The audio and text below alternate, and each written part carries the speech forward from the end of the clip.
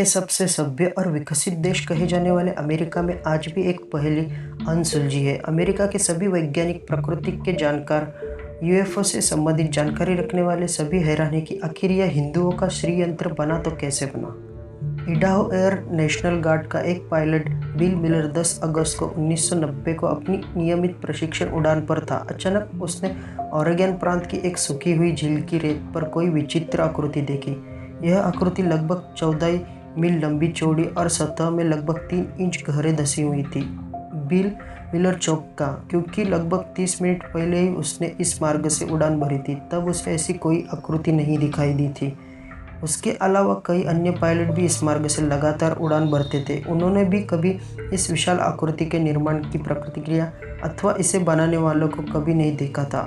आकृति का आकार इतना बड़ा था कि ऐसा संभव ही नहीं था कि पायलटों की निगाह से चूक जाए। सेना ने लेफ्टिनेंट पद पर कार्यरत बिल मिलर ने तत्काल इसकी रिपोर्ट अपने उच्च अधिकारियों को दी और ओरेगन प्रांत की सिटी ऑफ बर्न्स से 70 मील दूरी सूखी हुई झील की चट्टानों पर कोई रहस्यमय आकृति दिखाई दे रही है। मिलर ने अपनी रिपोर्ट में लिखा कि यह आकृति अपने आकार और लकीरों की बनावट से किसी मशीन की आकृति प्रतीत होती है। इस खबर को लगभग 30 दिनों तक आम जनता से छिपा कर रख दिया, कहीं उस स्थान पर भीड़भाड़ न हो जाए। लेकिन फिर भी 12 सितंबर 1990 को प्रेस को इसके बारे में पता चल गया। सबसे पहले बॉयज़ टीवी स्टेशन ने इसकी ब्रेकिंग न्यूज़ दर्शकों को दी। जैसे ही लोगों ने उस आकृति को देखा तो तत्काल ही समझ गए कि यह हिंदू धर्म का पवित्र चिन्ह षड्यंत्र है। परंतु किसी के पास इस बात का जवाब नहीं था कि हिंदू आध्यात्मिक यंत्र की विशाल आकृति ओरेगन के उस वीरान स्थल पर कैसे और क्यों आई।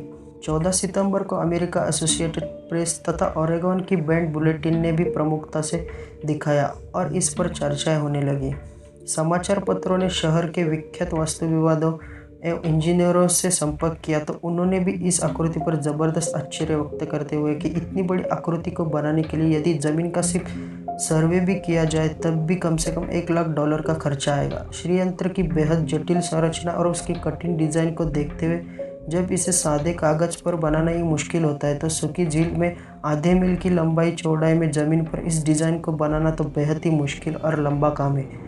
यह विशाल आकृति रातों रात नहीं बनाई जा सकती। इस व्यवहारिक निष्कर्ष से अंदाजा लगाया गया कि निश्चित ही यह मनुष्य की कृति नहीं है। तमाम माथापच्ची के बाद यह निष्कर्ष इसलिए भी निकाला गया क्योंकि जितना विशाल यह आकृति थी और उसकी रचना एवं निश्चित पंक्तियों की लंबाई चौड़ाई को देखते हुए इसे जमीन पर खड़े रहकर बनाना संभव ही नहीं था, बल्कि यह आकृति को जमीन पर खड़े होकर पूरी देख पाना भी मुश्किल ही था। इसे पूरा देखने के लिए सैकड़ों फुट की ऊंचाई चाहिए थी। अंततः तमाम विद्वान, प्रोफेसर, आस्तिक, नास्तिक, अन्य धर्मों के प्रतिनिधि इस बात पर सहमत हुए कि निश्चित ही यह आकृति किसी रहस्यमय घटना का नतीजा है।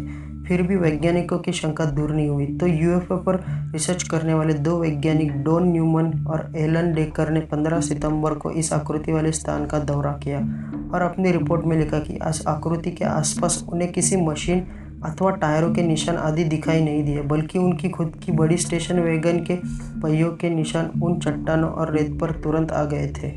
ओरेगन विश्वविद्यालय के डॉक्टर जेम्स देदरोफ ने इस अद्भुत घटना पर यूएफओ तथा पैरावैज्ञानिक शक्तियों से संबंधित एक रिसर्च पेपर भी लिखा जो a symbol on the Oregon desert के नाम से 1991 में प्रकाशित हुआ। अपने रिसर्च पेपर में वे लिखते हैं कि अमेरिकी सरकार अंत तक अपने नागरिकों को इस दैविक घटना के बारे में कोई ठोस जानकारी नहीं दे सकी क्योंकि किसी को नहीं पता था कि षड्यंत्र का यह विशाल आकृति वहाँ बनी कैसे। कई नास्तिकवादियों ने इस कहानी को झूठा और षड्यंत्र की आकृति को मानव द्वारा बनाया हुआ सिद्ध करने की कोशिश करने वहाँ जुटे, लेकिन अपने तमाम संसाधनों, ट्रैक्टर, हल, रस्सी, मीटर नापने के लिए बड़े बड़े स्केल आदि के बावजूद उस षड्यंत्र की आकृति से आधी आकृति भी ठीक से और सीधी नहीं बना सके। इस तरह तमाम कोशिशों के बावजूद आज भी यह एक रहस्य है कि आखिर कब और कैसे और क्यों बनाया अमेरिका में ये विशाल का षड्यंत्र।